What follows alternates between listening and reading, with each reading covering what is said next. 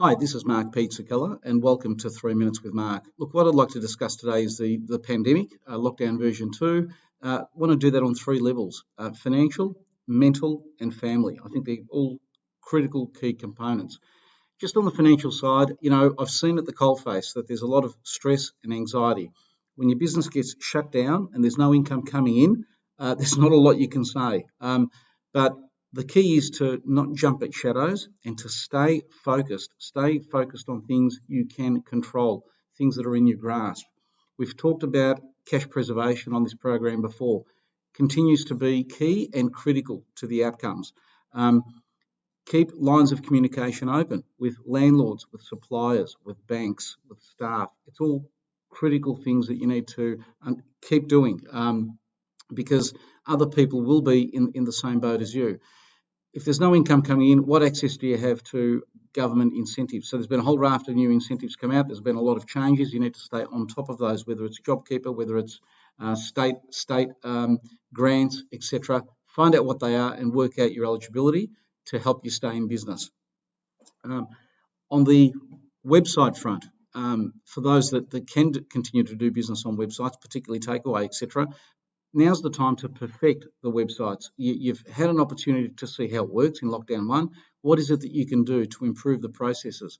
The reality is that, this new form of trading, well, when I say new, it was around before, but it's certainly become much more prevalent as a result of being one of the key ways in which you can have contactless trade, is to look at those processes and get them right so that when 6 weeks elapses, you can get straight into it without having to worry about it then.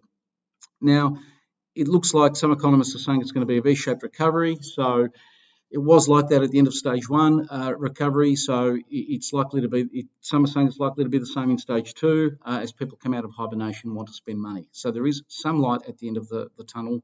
So please hang in there. Now, speaking of being tough, mental health is a major issue. It's critical. I'm on the board of a charity called the Male Hug, which focuses on men's mental health. And look, the message that we're getting from doctors is that it's really important to talk. It's really important to stay connected to people, stay connected to your staff, stay connected to your work colleagues, stay connected to family and friends. And that helps keep the mental balance in check together with exercise. And if you're not exercising, that's a key component as well.